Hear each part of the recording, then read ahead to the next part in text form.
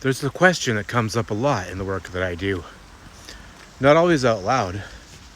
Sometimes it's just underneath everything else. Why am I still loyal to someone who keeps hurting me? And the reason it's hard to answer isn't because people don't know. It's because the real answer doesn't fit the story we are supposed to tell about ourselves. We're supposed to say, I didn't know any better, or I was afraid to leave, or I kept hoping they would change. And those things might all be true, but underneath them is usually something older, something that formed long before this relationship, something that was never really about this person at all. The first thing that keeps people loyal to people who aren't safe is that loyalty itself became love. Not love as in warmth and ease and being truly known. Love as in effort, as in earning, as in the feeling of working hard for something and finally, sometimes, getting a small piece of it back. If you grew up in a home where love was inconsistent, where care came with conditions, where you had to manage someone's mood just to feel safe, then love didn't feel like rest. It felt like work. And so, relationships that require effort, that are unpredictable, that ask you to prove yourself repeatedly, those feel familiar. They feel like love because they feel like what love always felt like. The loyalty isn't a mistake. It's a pattern that makes complete sense, given what you learned what love was. The second thing is that leaving would mean betraying something in yourself. This one is harder to name.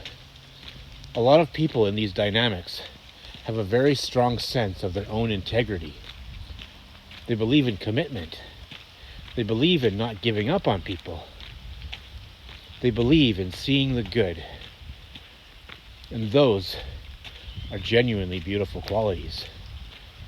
But they can also be turned against you. When someone has learned that their worth is tied to how much they can give, how patient they can be, how understanding, how willing to stay, leaving starts to feel like a moral failure, like you didn't try hard enough, like you abandoned someone who needed you, like you became the thing that you were most afraid of becoming. So the loyalty continues, not because the relationship is safe, but because leaving would threaten your sense of who you are. The third thing is that you've seen enough to know there's something real there. This is the part that's hardest to dismiss, because it's true. In most of these relationships, there are genuine moments of connection, real warmth, real understanding. The version of this person that you fell in love with does exist. It just isn't consistent. And inconsistency, to someone whose nervous system learned that love comes and goes, doesn't register as a red flag. It registers as normal. The good moments feel like evidence that your loyalty is justified. The hard moments feel like tests you have to pass to earn the good ones back. And so you stay. Not in denial, but in hope. And hope, when it's attached to a pattern that was formed in childhood, can be one of the most powerful forces keeping someone exactly where they are. Here's what I want you to hear if any of this resonates. Loyalty is not the problem. The depth of your capacity to love is not the problem. Your hope is not the problem. The problem is that those qualities were shaped in an environment that taught you to attach to people who couldn't fully receive them.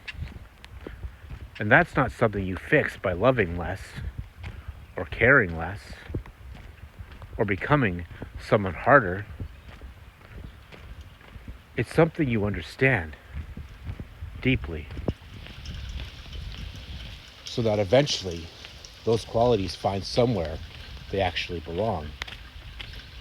If this is where you are and you want a space where this kind of reflection can go somewhere, Transcendental Mentorship is a free community for people who are already doing this work but need somewhere for it to actually land.